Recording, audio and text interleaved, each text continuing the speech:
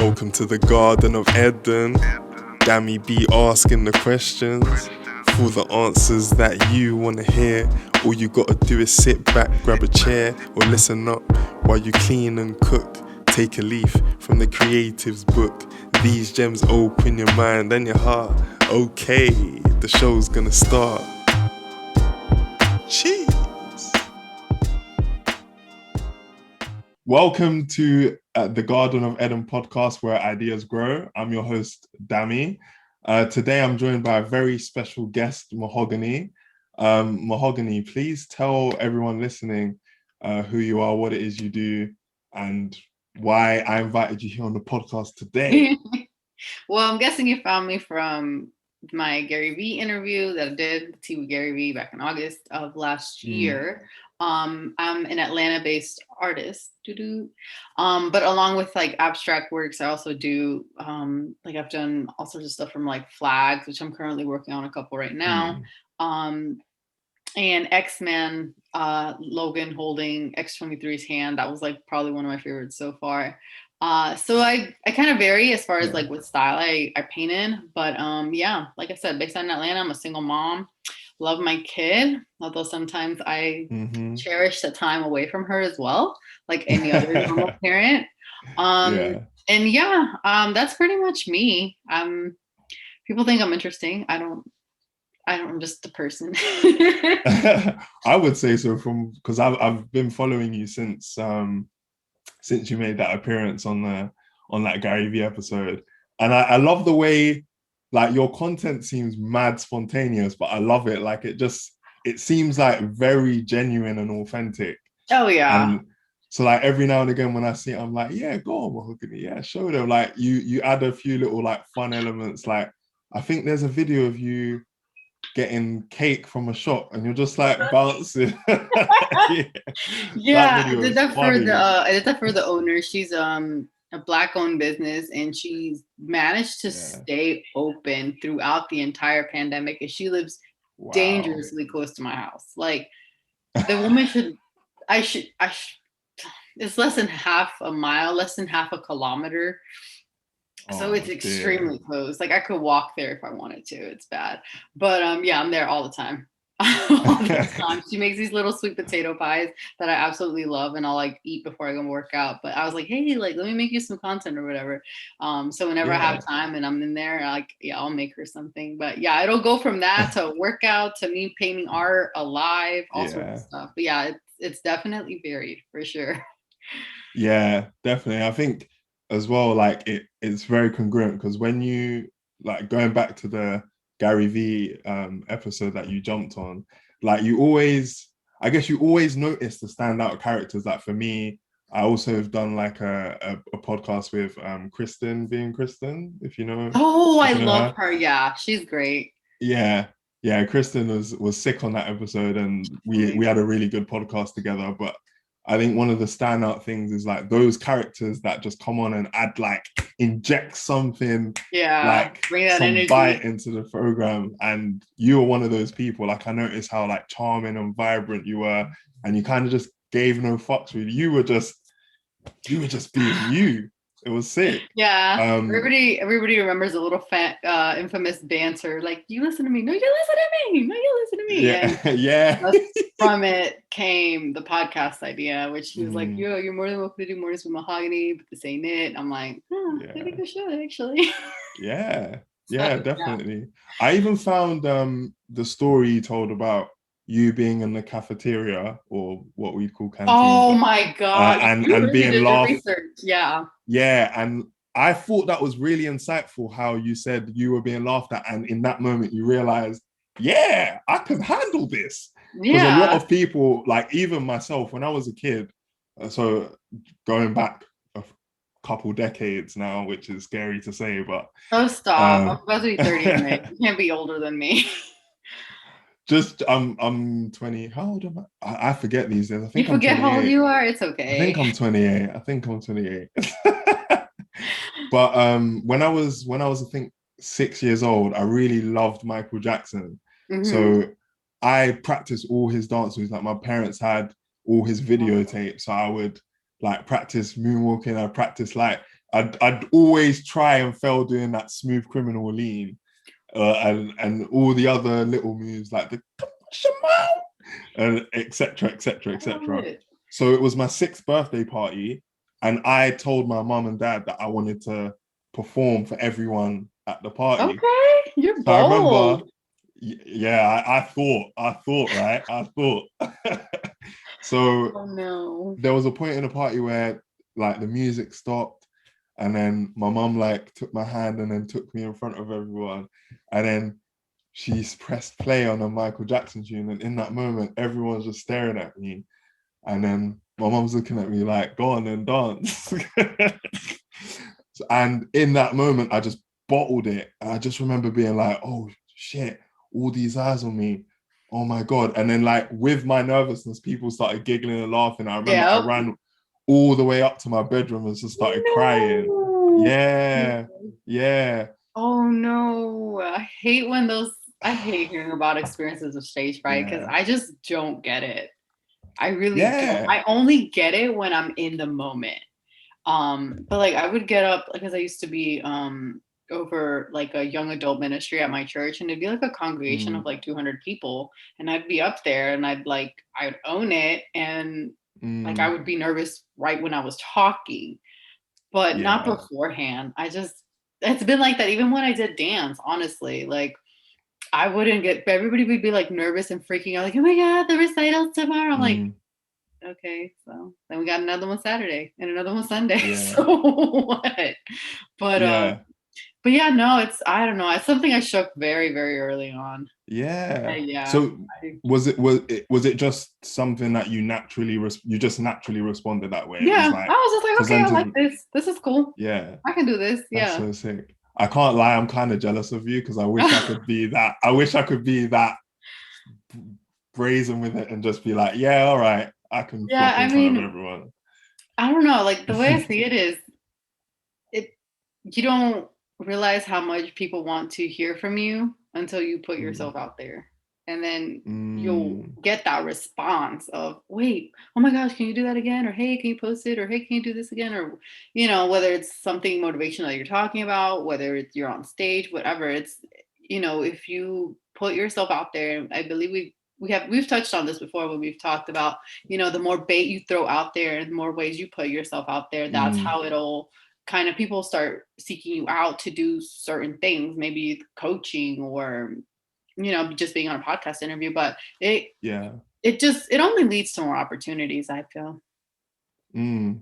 Definitely. And I'm sure that's something that you experienced in some way being on that Tea with Gary V show. How did that all come about? Because like, I know that I definitely sent a few tweets and a few little Instagram messages and maybe some comments in the hope that I'd get a chance. So I've always wondered, for the people that actually get on, how did it actually work? And how did you feel when you realize, okay, I've got the chance to speak to someone who I've been watching for ages and have got a lot of value from? What's that like? So, I mean, honestly, I tried for like 3 years to get on, since back when he was doing it out of his office and we just call people on the conference phone. And that's when I started, when he first put his phone number up. It didn't dawn on me how many people were actually trying to reach out to him. That I was like, okay, I was kind of naive, but just like, oh, whatever, I'll get it. And I started getting more frustrating and more frustrated. I was like, okay, I'm not getting on. 2 years go by, I'm still not on. And then finally I would take a break from it and then try to keep trying again. But everybody does it differently, because I know one girl who actually I still talk to. She's an artist down from Florida, and she literally found out about Gary Vee 1 month, and then the next month she got on the show. Like, just like what, it's just everybody's timing. I feel like you just have to be in alignment with it. Like people that talk about manifestations and stuff, it's like you have to be aligned with it and you have to let it go. You can't like cling to the outcome, because then that's how you kind of mess yourself up. You're like so obsessed with everything going perfect that you kind of end up fucking it up along the way somehow. But I mean, I tweeted him a Wednesday morning because I saw somebody else get on. And then I was like, oh, like I'm gonna try. And then he liked my tweet. And then I was like, okay, all right, he see me. I'm out here. I'm out here in these Twitter streets trying to get him. Okay. Go And on. then Thursday, I sent him a tweet at like 7 a.m. or 6 a.m. It was stupid early. Like I literally was rolling out of bed. I was late for work that morning. I didn't even care. Rolling out of bed. Like, let me tweet this man real quick. Yeah. I forget. And I was like, whatever, just me trying. And then get my daughter ready. I have to get her to her babysitter. And then on the way there, at a red light, I checked my phone and I noticed a notification on Twitter that I hadn't seen before. And I was super new to Twitter. I still have, I think, less than like 100 followers. But I noticed, I was like, oh, what's this? I clicked on it. It was like saying, hey, congratulations. We want to get you set up. Would these times work for you? I was like, what? You can put me on Saturday at like 3 a.m. I don't care. Yeah. I don't care. Yeah. But yeah, it was and after that, I was like ugly crying to go drop my daughter off. And I went back. Once I got back, I called my boss and I was like, yeah, hey, tomorrow's my last day. Like, I'm done. It was like confirmation. And I had felt all summer, honestly, like God telling me, like, you need to leave your job. You need to leave your job. I was like, no. Yeah. Good money. It can be so healthy. It's my bubble. It's a bubble. It's a safety bubble. It can be so healthy sometimes to leave situations that and I that actually aren't benefiting you. Yeah, and in the long run, it has benefited me for sure. But it was mind blowing because I was constantly rereading this article that was put out about like living paycheck to paycheck and having salary jobs, and how it was about as addictive as cocaine. Whoa, because you want talk on that. You want, oh yeah, I'll send it to you. You want that rush of, oh my God, my bills are coming. I have to get them paid. Oh, but the check comes on the 15th. Oh, all right, I'll be good. And then you take the money, pay the bills, you have a little bit for yourself, and then all of a sudden, oh my gosh, 2-3 days before your next paycheck, you're like, oh my gosh, I got no money. Like, oh, but my check comes in like 3 days, and then this is a cycle. Like, it's a freaking cycle. And it took me, I did not want to leave. I was so unhappy, but I did not want to leave because I was like, I just didn't have like the guts to leave. I just really felt like, but I mean, I had literally like, I feel like God had just made it so obvious to me that there was no room for growth. Like I had asked them, like, hey, I want to become a team leader and in my office for the department I was in. Like, nope, you can't do it because we're not expanding our department at your office in Atlanta. It's only in Chicago and Mexico. And if you move there, then you can do it. I'm like, I have a kid. Look, I look like moving. So the timing, so the timing was really right for you. And it's nothing against the job. Like I still keep in touch with the people from my job, and it's funny how every so often I'll get like a DM like, hey, I'm leaving my job. It's okay. There's life continues. After you leave corporate, after you leave a job that you're unhappy with. And, I just, if nothing else, like I just really want people to know that whatever your little niche is, whatever thing you're interested in, there's like 1,000 other people that want to converse with you about what you know about that thing. I mean, for crying out loud, we have people like making huge money off of like trading cards and like baseball cards and stuff. Like, it's crazy. It's actually insane. It's actually insane. I was looking at some of the card values because I used to have Pokemon cards when I was younger. Did you as well? Yeah, my mom got me to throw them out when I was a bit older because she said, you're too old for these things. No. So I think I gave them away or I gave them to someone or something. Oh my God. Now that I'm older, I'm vexed. Because I'm thinking, Mom, that's some prime real estate over there. You could have been a millionaire, Mom. And I had like a Mew or Mewtwo, one of those cards, like a shiny Mew or Mewtwo. And I just remember thinking, this was the moment where I could have been like, this is why I kept the cards, Mom. But it's okay, it happens. She didn't know. But now you won't do that to your kids. If you have kids, now you'll let them keep whatever. To a degree. Yeah. Keep it to a reasonable level. But going back to your experience, so because I just want to quickly touch upon that before asking some other things about you, which I think you'll find interesting. So yeah, you go on to the show with Gary, and you know, you do your thing. You had quite a long segment. What was Yeah, I that had 20 minutes. experience like on your end? Because obviously we see it as the consumers, but for you being in that moment, what was, how are you feeling, and did you enjoy it? Was it a good experience? Tell us how it was for you. Spill the tea. So, I mean, definitely in the moment, I was very nervous, like so nervous. I must have checked my lipstick like 5 times. Like everybody remembers the red lipstick. But yeah, I was super nervous. It was very intimidating. But at the same time, I just thought to myself, like, he's just another human being. Like he's literally just another person. Yeah. And it was weird because having watched his content for so many years before, 3 or 4 years before it happened, I felt like I knew him, but I'd never met him. It's really weird. It's kind of like kindred spirits, I guess you could call it that. But yeah, it was just really interesting because some of the things that I was hoping he would say, he didn't say, and then he kind of went a different direction. And in my mind, I could honestly look back and say that I had huge expectations for what would happen after the interview, and none of that went that way. And what were you expecting? I was expecting like my art to sell out, and it didn't.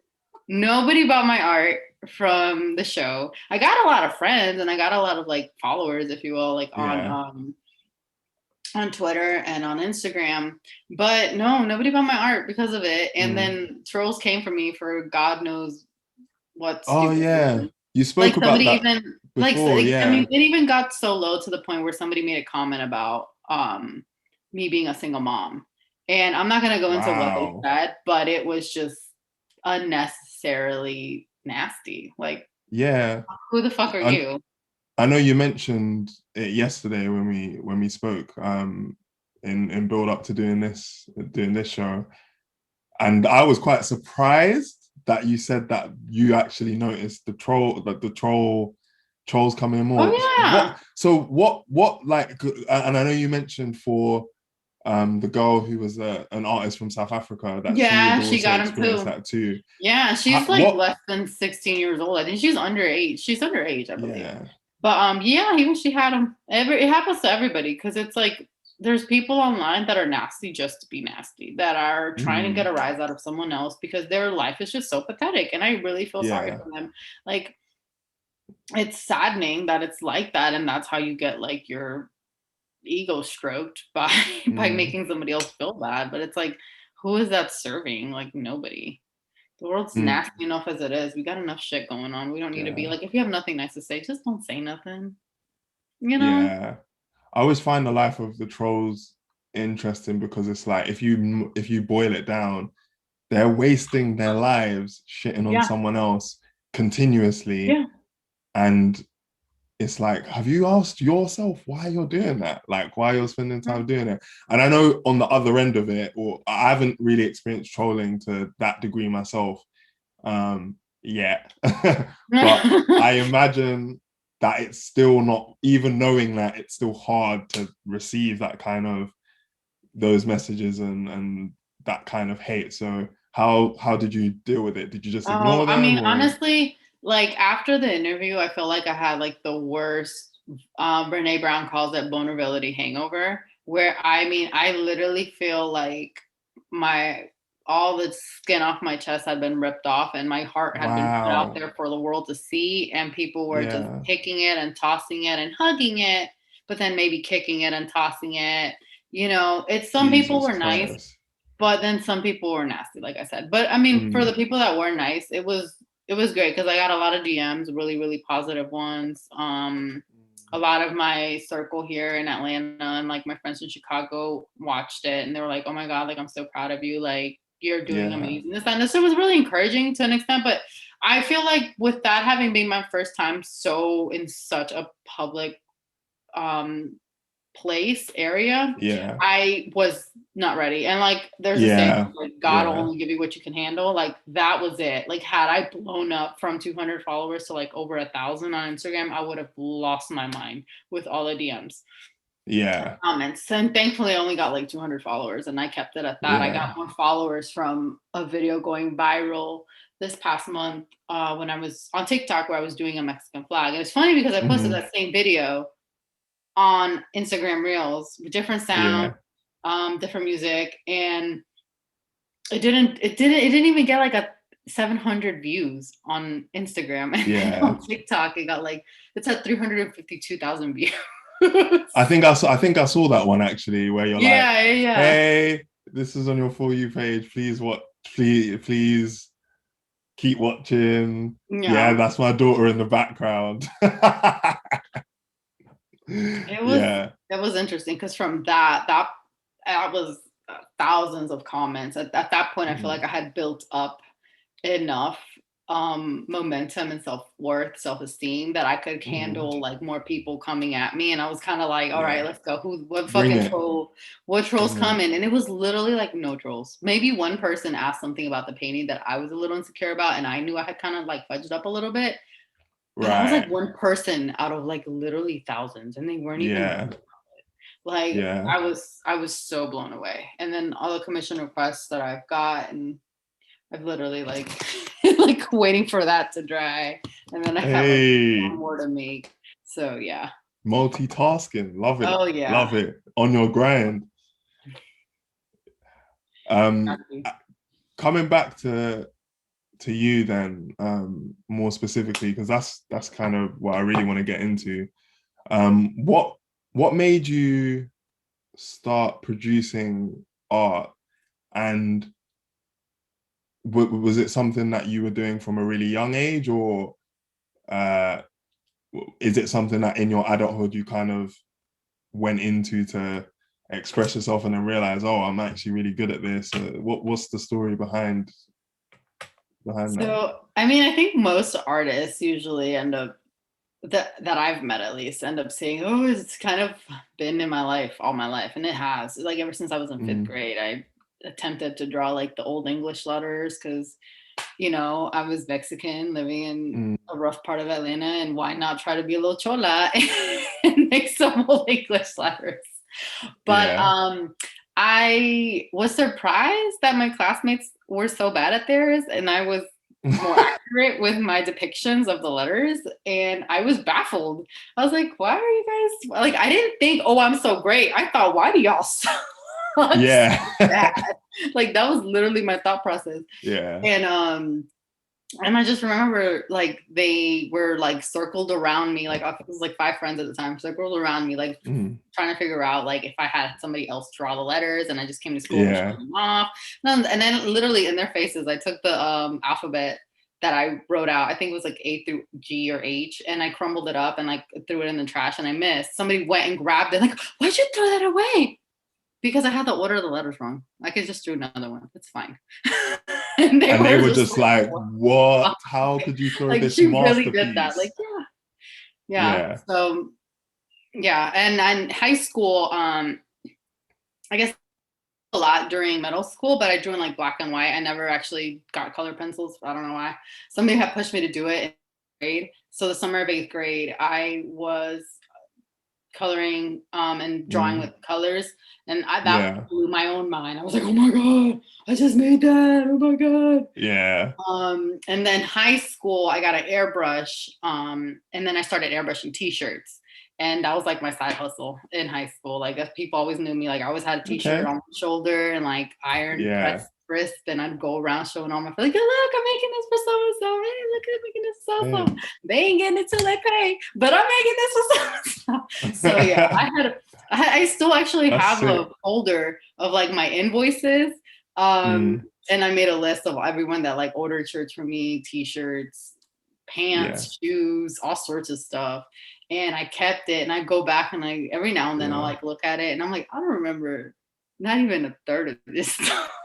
So you've been hustling. You've been hustling them from I mean, one school year I made it like about $1,000, a little over $1,000.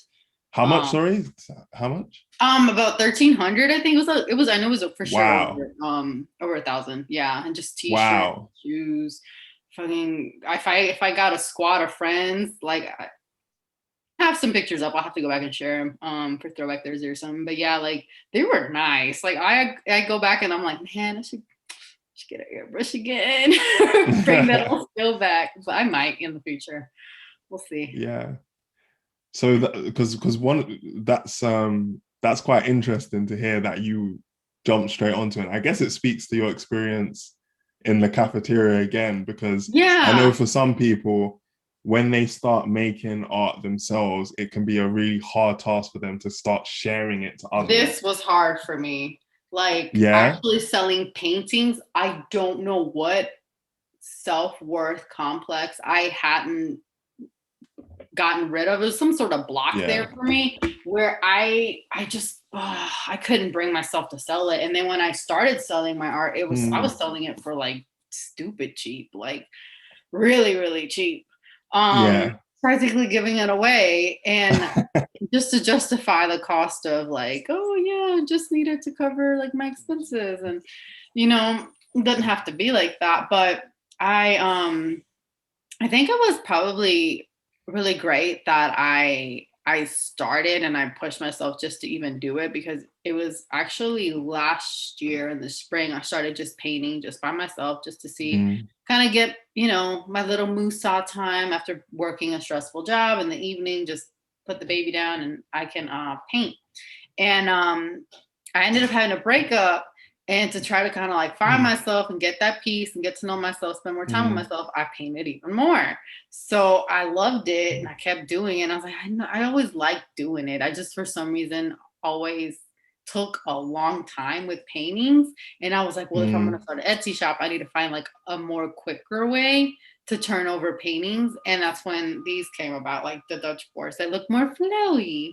And those I can make in like 30 minutes versus like a bigger piece of like a Mexican flag or Ecuadorian flag, a custom commission. What do you enjoy making more?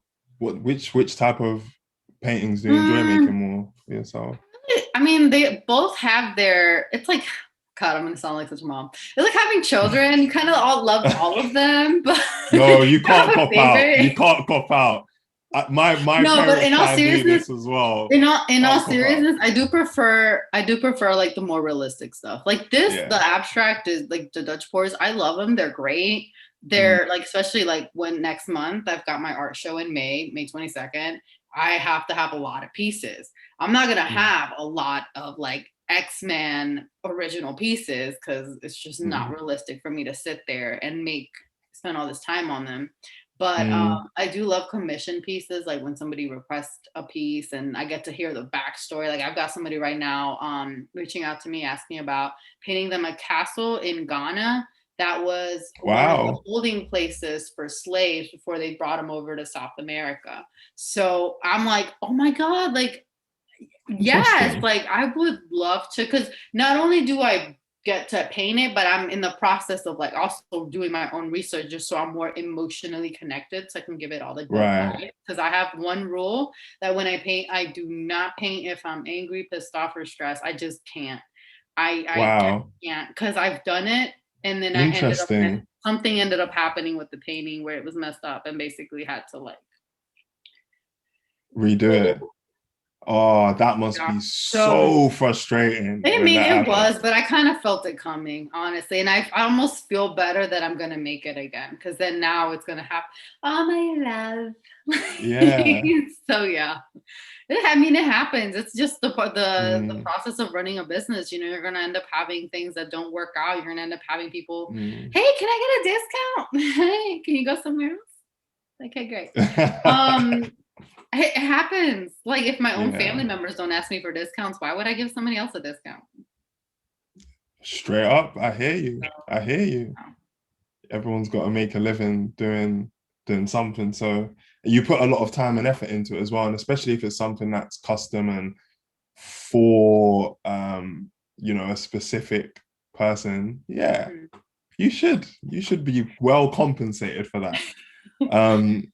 I was also going to ask you how you felt while you create and while you paint, and you mentioned that you never do it with negative emotions. So how do you manage that? Because obviously, you know, humans are very irrational and complex, and you know, sometimes you just feel shit. Some days you just don't feel great. So I get that, but with that, like if I'm having a bad day, and like for example, like today, I knew I was gonna get some time to paint today. So it's like I kind of like prime myself, like okay, like I get to paint. I'm gonna go go diet my Right. workout this morning, drop off the munchkin, do all that, and then I'm gonna paint. Like I just kind of have Yeah. that in my mind, unless something seriously comes up.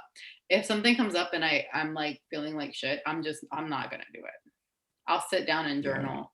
And one other question I've gotten, and I don't know why, but I get this, and it intrigues me that I almost don't get asked this more. But I Mm. had somebody ask me, like, what do I think about when I'm painting?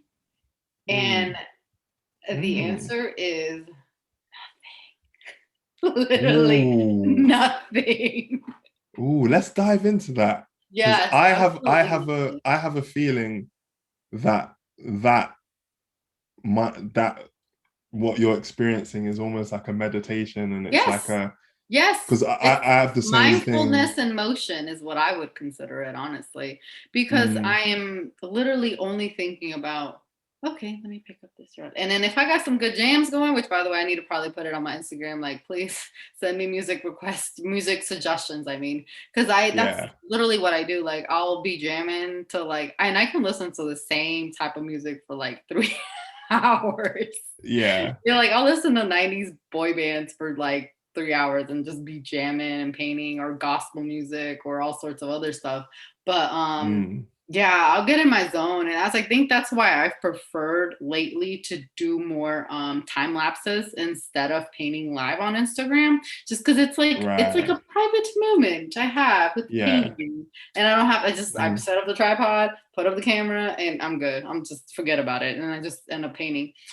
Versus with the lives where it's more interactive, and people yeah, want to hear this, or like what am I doing there, which I mean I mm, don't mind it, but I'm learning to kind of cut back from that, just because it also yeah, takes energy to do that. yeah. And you're not in So your flow as well. yeah, You're no, putting it takes content your away from flow. it. I can, but it's not the same. It's really not. Mm, It's more forced, I feel. But like if I'm just working on like putting like a top coat, I'll definitely do it. But yeah, it's yeah, probably one of the very few times I can absolutely think about nothing. Running is another time mm. I'm just like, and then Oh, you get that from running. mm, Personally, I hate running, but I've heard the same thing as yeah. well, and I don't understand it, but I guess if it works, doesn't it? I used to run marathons, so it for me it's like Ah, I love it. I love it. I'm probably gonna destroy my ankles and joints in the process, and I don't care. I'll go to a chiropractor every other month if I have to, and get like really good running shoes. But yeah, no, I love it. I want to do a triathlon. That was my goal before I turned 30. I wanted to do a triathlon, and I still got to learn how to swim. So I'm working on that. oh yeah, you could come to the UK. We got this thing. I don't know. Maybe you got it in the USA. It's something called Tough Mudder. Oh If yeah, you've we've heard of got that. that. Yeah. Oh yeah, you got Yeah, that. they Is do that tours of that. Yeah. yeah? Is that the kind of thing you want to do? No, No. no, I Okay. will not Okay. be getting dirty in no mud. No, I just want to do the swim, the bike, and the run. I'm good with that. Like no. Okay. Yeah. Fair enough. Fair enough. Um, Going back to your pieces, actually, one of the pieces that you made, which I really, oh, sorry, that I really like quite a lot, and kind of want to know the context behind, is there's a piece where there's someone who's like smoking, and then there's that Oh. picture of Vegas, and I saw it and I was just like, "Rah, this looks so interesting," but I want to know That. what the Oh meaning my behind it god. is. What's the meaning Ooh, behind that? honey, that piece Oh, I feel like right I've opened up there. That piece something. right there took me months to do, months. I mean, it got to the point where I didn't want to post progress anymore. But the guy that ordered it is from Vegas. Um, Hmm. he does like what you would consider like I guess Uber Eats. I think you guys have that in the Yeah, UK. yeah. Yeah, okay, so like Uber Eats, but for Oh, recreational marijuana. for So he does. substances, yeah. He lives out there. He lives out there and Yeah. does that and a couple of things as well. And he he said he wanted just a painting with Vegas on it. And I was like, okay, that's cool. But then I thought, because I'm not just gonna do any old basic shit. I thought, let's do an aerial view of the city, and then let's have you like a man smoking, and then out of the smoke comes the city, and then let's have it glow in the dark, and then the stars glow, and then the cloud glows, and then the top of the Eiffel Tower where the light goes off, that glows too. Jeez. It was so much. And that was my first more like architectural painting where I had to really be more precise with the like dimensions and the lines. Oh my God. Yeah. I wanted to give up on that painting, but I was like, nope. And it's one of my more favorite ones because it was so damn challenging. Now when I go to do another one, it'll take me way less time than that one. But thankfully he was so patient and held out for it. So yeah, that's the story behind that one. Wow. And the crazy part is, so to bring everything full circle, when I got out of a relationship last year, the guy I was dating at the time had a couple canvases that he ordered from like Amazon or something. I don't know, like the art, like just a copy print, but it wasn't original. And it was an old man smoking a pipe, and then out of it was clouds with galaxy on it. But then the man and everything else was black and white. Only the inside of the cloud was colorful. Right. Yeah. I kept that in my head, and then I matched it up with the Vegas idea. And then the silhouette was the silhouette of the guy that was ordering the piece. Oh, sick. Yeah. So I basically put him in the painting. Wow. That's a mad story. It's even how it like it's a lot. To your life. There's a lot in there. Yeah. Even the fact that you said it, because I felt the exasperation when you were like, this shit took me ages to do. It did. So what's your usual process when you I guess get commissioned to paint something? Like, how does it work for you? So on the creative end? Now I have a system. Before I didn't. Now I have like a whole spreadsheet. And I plugged I had to. Well, having worked in logistics taught me how to get really organized. And if I get an email, if I get a request, I'll send everybody the same little blurb. Hey, for a 15-inch by 30-inch, your price is start at this much. If you're looking to get anything else, it'll go up from there. That includes shipping. And if they come back and they say yes, they want to go through, all right, there's a deposit, get that deposit. And then that's when I add them to my spreadsheet. And then basically like I have like a few tables and they'll go up. So first one is like deposit confirmed. The next one is like, hey, what am I doing to get it like worked on? And then the last one is like, the top one is shipping them out. So yeah. It's a process, but it's good. I have to, even in the table, it gets really detailed, like where the conversation is, because I've got like 2 emails from Mahogani Studios, and then or is it a DM? Is it an Instagram DM? Is it just like a TikTok DM? Because I've gotten requests from all over. With, thank God. Same with the money. Like, did they send me PayPal? Was it Cash App? Was it Zelle? Like, what did they say? Where is it? Yeah. Because if not, it can be easy to like lose track of everything. Of what's happening. What about your process when you're actually creating the art though? Do you have a process? I think it out. In that sense. I think it out first, like, since everybody's kind of been generally getting about the same types of things, I will do like the biggest color first. Like if, for example, for like this flag right here, hello. So it's an Ecuadorian flag. Yeah. I've got the yellow and the red down, like those bigger colors, and then kind of go work my way in to do more of the details and stuff. So that's kind of how I work with a lot of my paintings now that I think about it. Like I'll go through and put as much of color down as possible and then work on the more finer details towards the end. That's it. That's good to know. In case anybody listening is thinking I want to try my hand at I've shipped to, I think you saw the post, I've shipped to Australia before, so I can ship anywhere. Wow. Good to know, people. If you're looking for some artwork, you know where to go.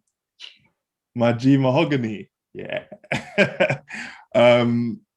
So another question I wanted to ask you, because for me, like I'm just I don't have really that many responsibilities in life, I guess, at the moment. Not too many. And I still massively struggle with balancing the 9 to 5 and the creative work, and then doing everything on social media, and then your own life. So for you, you managed to do the creative work, and at some point you would, and maybe now as well, you're doing a 9 to 5 hustle and having a kid and all of that in the same mix. How do you manage that and stay sane? Because yeah, especially the kid thing, because like obviously we tried to do the podcast yesterday, but your daughter was so cute and she wanted all the attention from her mom. She wanted all the attention from her mom. But obviously there's times, where you've got stuff that you want to do. So how do you manage all that? Because it must be quite challenging. It is. It really is. And I mean, I do this full time now. Have since basically July last year. Okay. Because like that's when, like, leading up to the interview, that's when I was like, no, boss, you get two days. Right. Bitch is out. Deuces. And after that, I mean, it's been challenging in the sense that I have to learn to be nice to myself when I can't get as much stuff done, and be more lenient, and understand that if it's not me being lenient, isn't me being lazy, it's me being realistic that if I go to rush to do this, the result is going to be basura. It's going to be trash. So why would I go put myself through, oh, let me hurry up and get this done, and then go pick up my daughter, and then have her sit down, watch some Netflix, and I'm trying to paint? Like, no, that's not gonna work. It's just not. Like, that's just so dumb. Like, why would I wouldn't put myself through that. So I've had to get more realistic about how long it takes me to do a painting, because in essence, it can take me about 10 to 12 hours, depending on the type of painting and the intricacy, maybe 6 hours. But I can't block that time out for one day. And I also like to do this thing. A friend of mine who actually paints shoes. He's a really, really amazing shoe van. Oh my God, I'm going to mess that up. Artist. He paints on vans. And he told me this thing where you have to like let the painting, let the work breathe. And I was like, And it's so true, because any artist can confirm, like, if you're working on something, you want to come back with fresh eyes. You don't want to be frustrated over the fact that, oh, this is off or this is off. So letting myself kind of go with the flow of putting my family first. Like last week, I couldn't get any art done because my daughter was sick. Like, nothing. And I emailed all my clients. I was like, I am so sorry, but it's going to be another week. I am so sorry. Like, like, explain the situation. They were all literally had the same sense of like, hey, you can't rush perfection. Family comes first. I was like, y'all some gems. Oh my gosh. I was just like, so like touched and just grateful that like my clients are who they are, because they're just amazing. So, and they all were like, no, take your time, like, no rush. Like, I wanted to be fucking perfect. I was like, it's gonna be, but it's just, you can't rush perfection. And and I know that sounds kind of like almost counterintuitive, because a lot of people say like, oh, don't be a perfectionist, but it's like, no, when it comes to my craft, like, I know when my flow, my energy has to be right for me to be able to tap into that and work effortlessly and put like great work on canvas, versus rushing through the day like a freaking hamster, not eating. Like, that's another thing. When I really get into like my flow and I'm painting for like 4 or 5 hours, I will forget to eat. If I'm painting a straight line, I will forget to freaking breathe. I will just hold my breath and just like, it's weird. I've done that ever since I was in high school, and I used to airbrush. Like, I would airbrush a straight line and I would hold my breath. And when I tried to do the military. That's so strange. Like, that sounds so strange. I know, it's the little quirks nobody really knows about. But when I got into the military, I heard this thing that when the people were going out to the shooting range to shoot, they would hold their breath, and whenever like they felt settled, that's when they would shoot. And Mm. I'm like that with painting. So I'm not that badass, but yeah. Yeah. I guess that's like the build up of tension in the moment where you know you're Mhm. about to do something Something. Yeah. special. That's sick though. Yeah, that's good to know. But it sounds like you've actually consciously found a system then that works for you and means that you don't feel as much stress as you could Yeah. without 'Cause, I that. mean, I could easily, and that's the part I still kind of have to like continue to do my own work on myself, because anything Mm, that I have as far as like self-esteem issues, self-worth issues, it's gonna come out in my business. Like if I'm only charging, mm, well, when I was only charging like $50 for a painting, like yeah. that was me honestly having some deep-rooted self-worth issues that I hadn't gone through because I didn't feel like I Mm, was good enough to charge X amount. And having gotten past that and having understood that like this is a business and this is how I'm running it. And if 10 people like what I make, then there's surely about to be 10,000 people that like what I make. And it's been proven, and it goes 100%. for anything. It's just a matter of the people finding you. Yeah, it's about getting that awareness. I think Mhm. that's a really key realization to have, that the people that will fuck with whatever you're doing are out there. Like, Yeah. just the universe has brought them here. It's just about them knowing that you exist and Yeah. knowing what you do, and then going, oh, okay, I quite like that. Yeah, Right. let me dive in. It's just getting to them, isn't it? It's Yeah. just getting to them. Yeah. Because I Yeah. have some people that watch all of my time lapses religiously. Like they'll go and be like, "Oh my god, it's like so satisfying, like sitting there and like watching everything." But they've never like, I won't know that unless they tell me that. Like I don't know who watches this stuff. Mm. And I have some other, like another sweet, oh my god, I love her to death. She's probably gonna watch this. Hi Grace. A little lady out in Singapore. And she Yeah. listens to every single episode of my podcast and will post a takeaway. Wow. Yeah, I love her. She's the Wow. sweetest. Oh my gosh, she's the best. That's incredible, And you know? but like I am not gonna expect her to like purchase my art. It's just not, Yeah. like, I don't expect anything from anyone that follows me or supports me. The Yeah. fact that you even want to listen to what I have to say, like I'm humbled and honored. Like you could be doing Mm. anything else with your time, anything, No, I know. It's crazy. I feel like people sometimes lose sight of that because they start getting like a really big following. It's like, no, you got to remember, people can easily turn off and like watch them. But I'm humbled that Nah, you want to watch a time lapse. Like that's great. yeah. You know? Yeah. Well, it's always I always try to keep myself grounded. Like it's something I've always Mm. told myself. Like I don't want to get like a big head, and like it's a blessing that one person wants to buy a Mm. painting or 1,000 people want to buy a painting. So Mm. Yeah. yeah, It's definitely benefits to be like grateful and humble about those things, because as quickly as they can come, they can go. oh Like, I yeah, think as I on a personal level have got older, I just realized how quickly and fleeting life can be. And so just being grateful for those things that you do have, yeah, um, is important, because they could easily just go. Um, Also, I guess on the point of you being grounded as well, I guess you use that to deal with, criticism, or even earlier you mentioned trolling, and you must, from the outside looking in, and I'd love you to go deeper on it once yeah.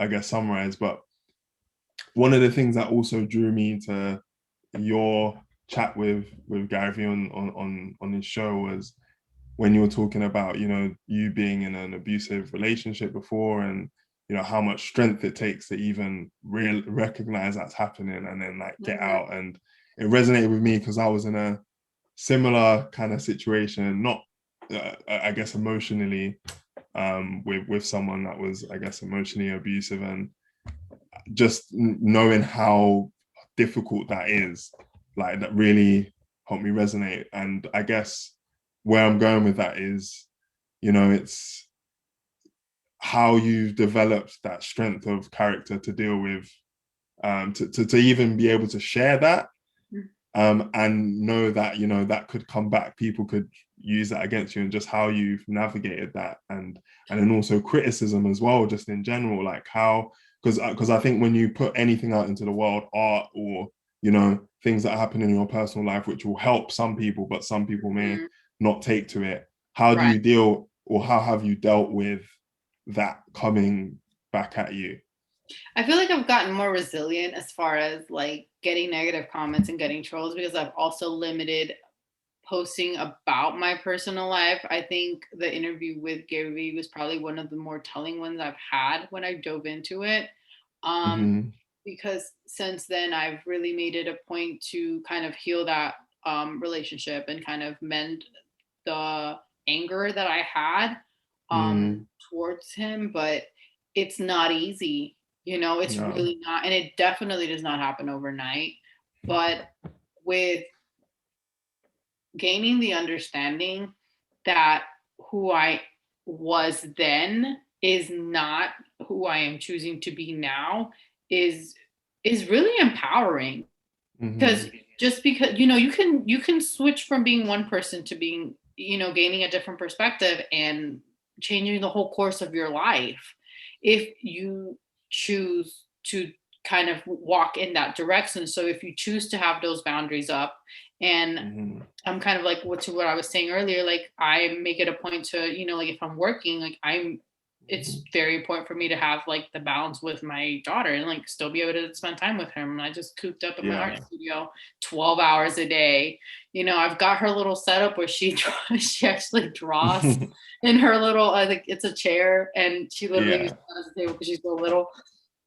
But I'm not going to film every moment I have with my daughter and put that out, because I do feel, and I'm convinced that people that have the most boundaries have the most happiness, because you kind of have to guard it, you know, like why would you, the moments that are so like, that's kind of also tying into me painting and not being disturbed by doing lives, is when I am experiencing something that is so fulfilling and so joyful, why would I then take it and hang it on the front yard for everyone to see when it brought me the most happiness? What is that going to gain me?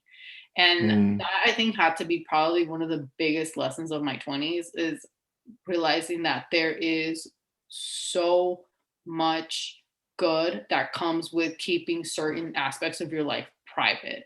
You know, like it's funny, I don't know why this just came up in my mind, but I think one of the first or second times I went on live on TikTok, just with me being a woman and I guess looking cute some days, I had some. Oh, are you single? I am, and what? What you want to do about it? What are you going to do about it?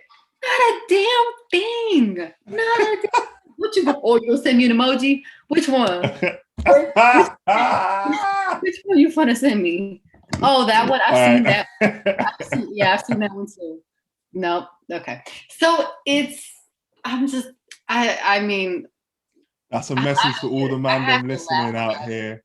A message to all of them listening. If you're trying to jump into Mahogany's DMs, they're closed. Correct, or don't come at all. If God didn't send you, I don't want you. No. I'm not the one. I had a twin. It was so funny. I'm gonna get off this, I promise. But this is really funny. It was a smoothie shop close to where I live. Yeah. I went and got myself a smoothie not too long ago, and this really, really young guy that just started working there, I was telling him about how I had gotten ghosted recently, and he said, "What? So if we hang out, you gonna ghost me?" I was like, "We're not hanging out. What are you talking about?" And he's like, "No, but I'm just saying, like, if you and I hang out, like," I was like, "Honey, you wouldn't know what to do with me." No, baby. No. Go play with your friends. No, I'm not the one. I got a whole child. Calm down. Like, no. I mean, as a young boy, you've been there where you've just got absolutely he was run over. 20. 20 or Yeah. 22. I'm about to be 30. Child, please. No. He had to try. That's how the I mean, learning comes. shooters gotta That's where shoot. I get it. I'm yeah, not he's knocking got to it. try. I'm not knocking it. Shooters gotta shoot, but you gonna miss. Hey, well, everyone listening, you heard where Mahogany stands at the moment. Yeah. um with I guess with people in the art world, because I think this is another thing as well that I've come to realize. So I started I started making music kind of by accident about a year ago when the pandemic started. So I just started spitting bars randomly, and then I just kept doing it and doing it. And like now I guess I'm like a small microcosm of me is a musician now. Oh, yeah. And what I've realized is how like as I kind of took on that microcosm of a role, how much more, I guess, shook I was of the criticism from people who had been in it for a while. So for you, how have you dealt with criticism from those people specifically that have been making paintings for years or have some level of notoriety? Mm-hmm. If you have ever got that kind of criticism, how have you managed that? With that, I think the only thing I've ever really gotten was that my prices were low when I started. Oh, okay. That was honestly Yeah. it. I also don't go out to seek anyone's approval or seek anyone's guidance on how I should do things. I mean, I took to YouTube when I started out just to kind of learn how to mix my paints, and especially with the tours and stuff. But if anything, it's actually been like the opposite experience for me. I've gone and reached out to other artists who I see are selling online and I'm selling through their Instagram, and I'm like, hey, how much are you selling that piece for? Oh, okay. Why don't you sell it for more? And they're like, what?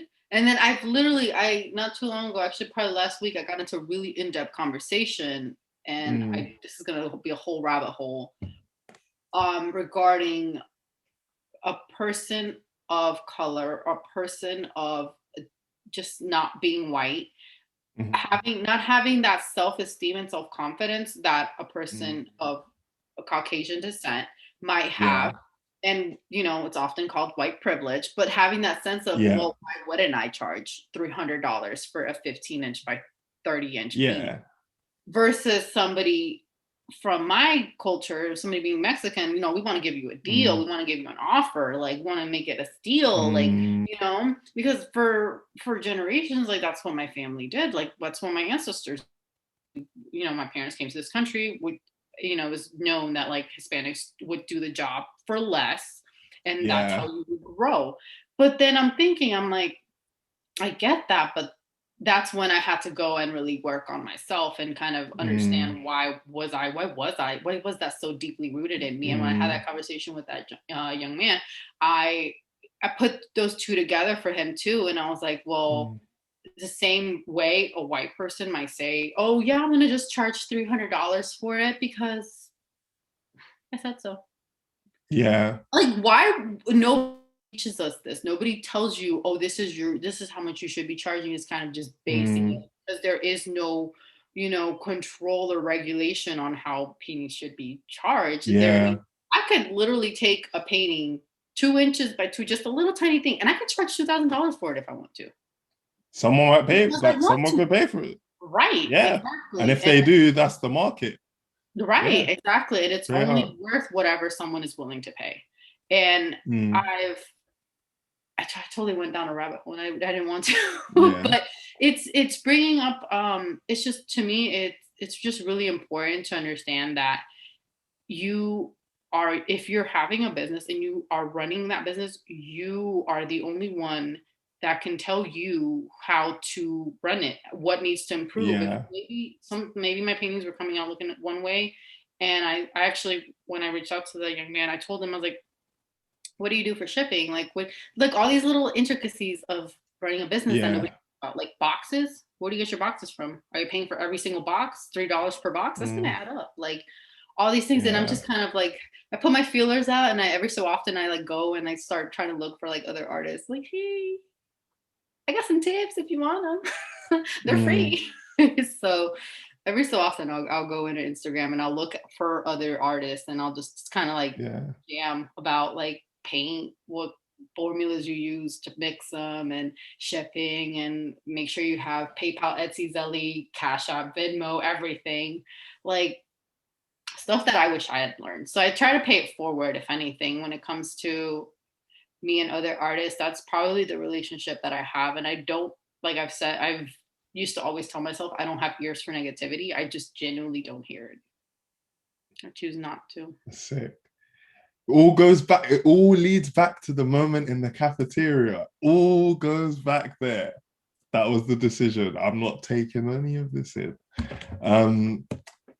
Yeah, that's I think it was an interesting point you made a bit earlier about how like race can play an effect in the work that you do. And I know it's something that I've definitely experienced, like even both positively and negatively. So I guess negatively, you know, a lot of that self-doubt and lack of self-belief or self-esteem can come from, you know, being subconsciously, you know, trained that you're lesser than. And it's, I think in and of itself is quite a hurdle to have to overcome. And I know you were mentioning that you're of Mexican heritage, and you know that because of the way your ancestors, and I guess more recently your parents are coming to the country, it affected their mentality in terms of coming into the marketplace, and you've had to address that for yourself, because you know you kind of have that feeling like, oh no, we're here now, like we're here now, we're here, we're in this bitch, we're here, so let's get it cracking. So on that, how do you think your heritage has positively affected the work that you produce, and even yourself as a creative, if it has? I mean, I feel like if anything, it affects more so like my personality and my character as a person. And because of that, and me running like the business myself, it just kind of waterfalls, trickles in to everything else that I do. You know, like I'm passionate, I'm loud at times, and I'm very determined and hardworking. So all the things is just, I feel like just kind of weave in together, and thankfully so far have worked out for me. Nice. Cool. That's good to know. That's good to know. So another thing that I noticed as well from you, which I just love to hear because it's always interesting, is how many different things you've tried to kind of find your thing. Because I know you mentioned stuff like you tried like the Marine Corps, you tried being a special needs teacher, legal assistant, all these different things. Like how was that experience of going along with different things? Did you feel like I'm on the journey to finding something? Was it kind of like, okay, I'll try this, okay, I'll try that? Like what was happening? The latter. Definitely. Yeah. Yeah, definitely. And my mom, bless her heart, she really couldn't stand me during that phase of my life. She just thought I kept jumping from job to job. I had to sit and be still in a job, rack up that 401k, get those earnings going for my retirement. And I was so restless. I wanted to go to the next best thing. If I found it, I was doing it.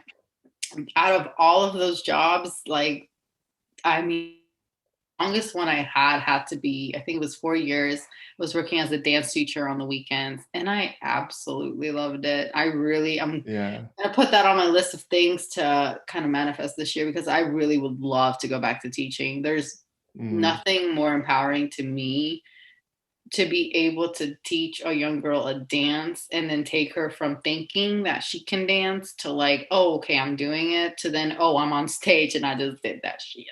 So that was probably one of the more fulfilling jobs I had. But yeah, I've done so much. I think that's when Gary called me the taster, because I've tasted. Literally. different. Yeah, I've tasted so many different jobs. Like literally, yeah, I tried to do art school for literally a quarter, 3 months, and that was expensive. Learned very quickly that's not how I'm gonna go. Regular college. I mean, like all sorts of restaurants. I've worked at so many different restaurants as a server, as a hostess. Um, Yeah. yeah, How was the Marine Corps? Because I think you said that, right? You yeah, said that. yeah. What were you doing? What's going on? I was 19. I was trying to get money for school. That's really what I wanted to use it for. Oh, Yeah, I okay. ended up getting injured 2 weeks before, and they were like, "Okay, you can stay here and heal for like 2 months, or you can go home." I was like, "I'll go home," and they still paid me, so I kept the money and Oh, took. nice. Yeah, I took the money and went to massage school. Right. I'm licensed. I'm a licensed certified massage therapist. Like so many things. Jack of all Yeah, trades pretty much. Pretty much. and master of painting. Yeah, working on that every day. Yeah. Yeah. No, that's sick. It's always good to hear how like those journeys happen and that you can try loads of different things and it's still okay. Yeah. Like things are still fine. Like, Yeah. that You you're definitely I love it. I'm so glad I did that. I have several friends that like after high school they went on and did their specific path and they stayed on that mm, for 3 to 6 years, depending on what it was, military, graduating with the bachelor's and getting the MBA and whatever yeah. else. But a lot of them I found aren't really that happy. Mm, And they kind of wish that they had tried more stuff, which I'm like, if you don't have kids, go try something. go Go try some try shit. something. Seriously. Like even with I've noticed sometimes people feel bogged down because they're in a relationship. I'm like, if that person supports you, they will support you going and spreading your wings. Like Mm, everybody should have facts. a year at least where you kind of hop around and try different things, even maybe as you're doing like your 9 to 5, but just maybe on the evenings, like Gary Vee talks about Mm, that a lot, like that time from like 5 to 9 when you're off of work, like what are you yeah. doing We're doing a podcast. Nice. Um, just a couple more questions that I have for you, which I thought might be quite interesting. So the first one is, and let me know if it's something that you're keeping tabs with or not. But I've been doing a little bit of research into the NFT landscape recently, oh gosh, yeah. and and like it all seems very both very far away and also a lot closer than like both at the same time. Like Hmm. I guess in macro, it's gonna be here sooner than we think. But day Yeah, to day, it feels like, oh, okay. Does this make sense? I guess so. yeah. Maybe.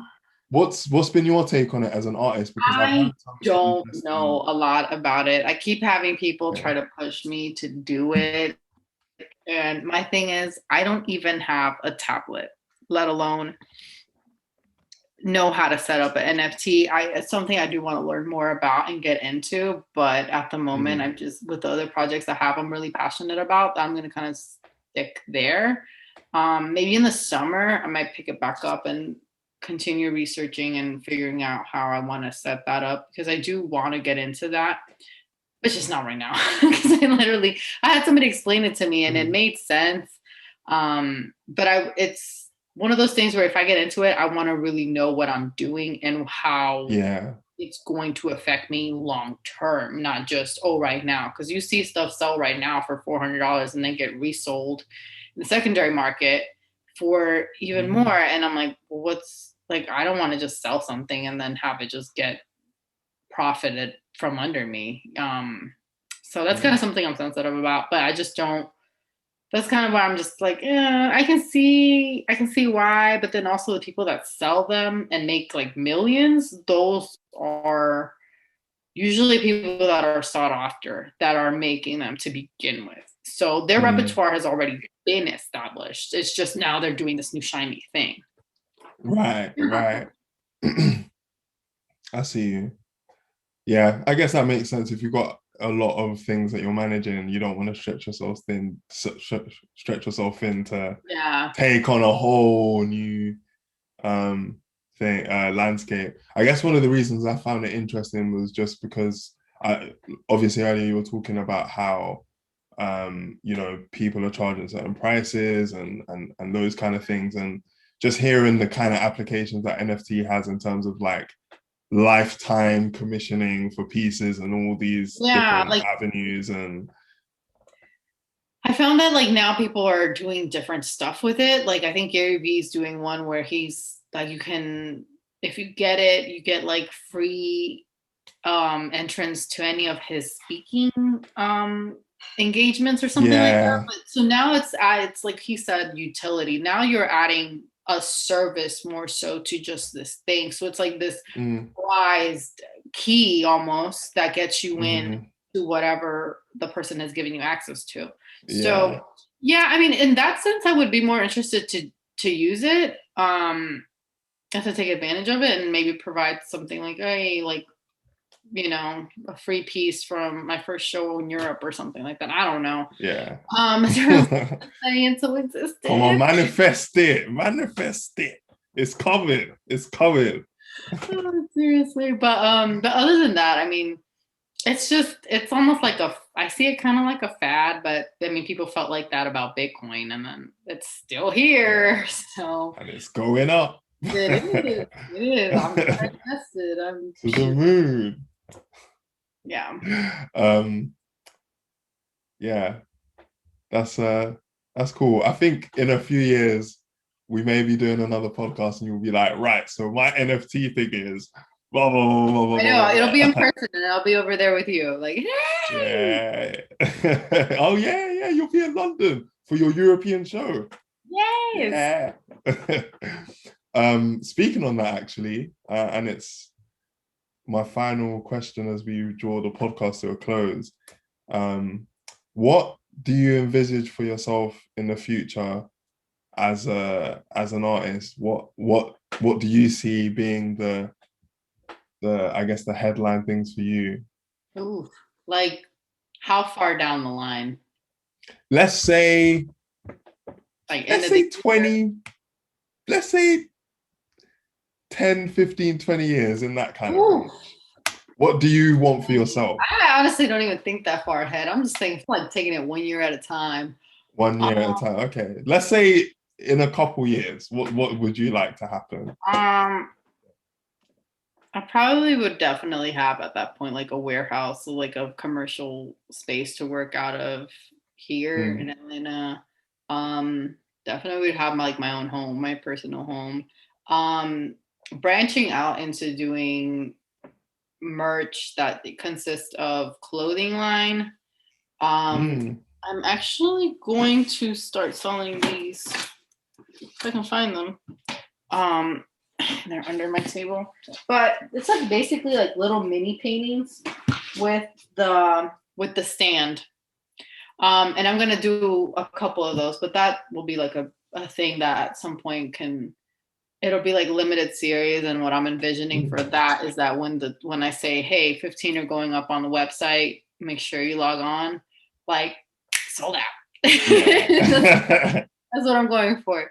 And just all sorts of different types of services. I really am interested in getting something together for like the Hispanic community to kind of come together and put on art shows and art venues.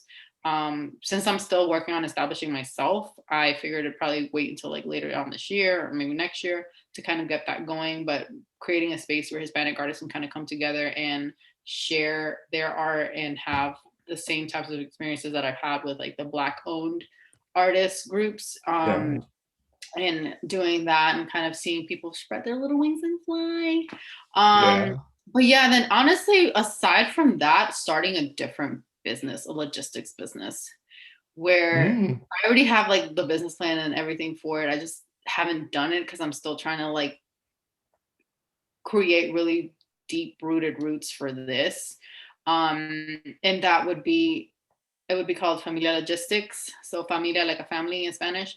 And it would Yeah. basically consist of like a cleaning service for your home, but it's not just like, oh, we're cleaning your house, your bathroom. No, we're like decluttering and organizing your home as well. And Right. for every couple houses, I haven't delved into it, but my goal would be for every couple houses that are done, that are paid, I would turn around and do one for like a special needs family for free.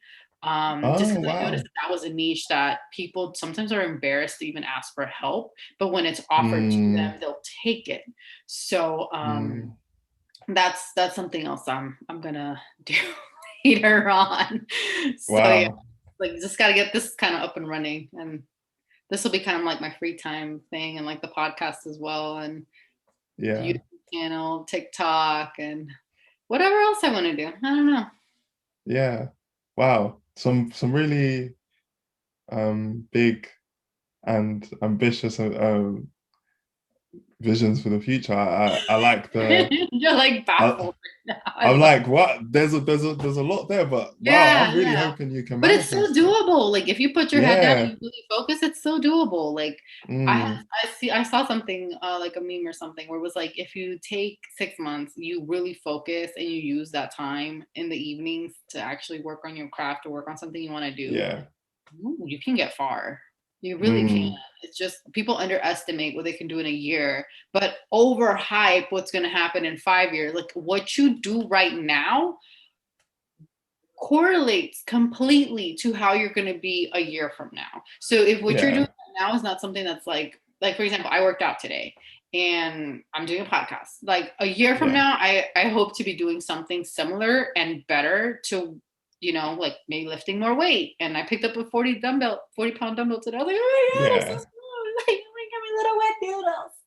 But yeah, I I just honestly, simply put, and I don't say this enough because I don't want to come across as a bitch, but I feel like people really lack self discipline hmm and want to believe that it's going to happen, even if they procrastinate or even if they, just spend the weekend and then weekend turns into a month and then a month turns into like 3 months of, then all of a sudden being Yeah. depressed because you didn't do something that made you feel fulfilled and made you feel like hmm you it just I don't know, it's like centering. Like I don't know how else to explain it. And the more you seek those moments that give you that fulfillment and that joy and that like je ne sais quoi, hmm um, that's where you're like I feel like I'm aligned and I'm living my best Living my best life. life. Yeah. My Wow, I think that's a great place for us to bring the podcast to the close, living our best lives. living my best Um, for those of the audience that are listening and want to see you living your best life, Mahogany, life. where can they find you on the internet, on this Ooh. amazing platform that we have to connect? Mahogany Studios everywhere. Literally mahoganystudios.com, MAHOGANI Studios on Instagram, TikTok, Twitter, Facebook group. Yeah, I keep it the same across the board. I'm probably never. I've pigeonholed myself. I'm never gonna be able to change it because everything's synced. But yeah, that's me. That's where you can find me. Uh, and then my website. I mean, I've got a form on there if you're interested in doing commissions. I said I was gonna close them, and I'm Mhm. not. I'm gonna just keep them open. I'll just be very honest about how long it's gonna take me to get back to you if you're interested in getting a painting. But yeah, looking at like a month right now. Still, though, that's good. It's good to hear work coming in. Happy customers. Those are the people that people wanna get patents from. Yeah. So yeah, I hope this episode brings you some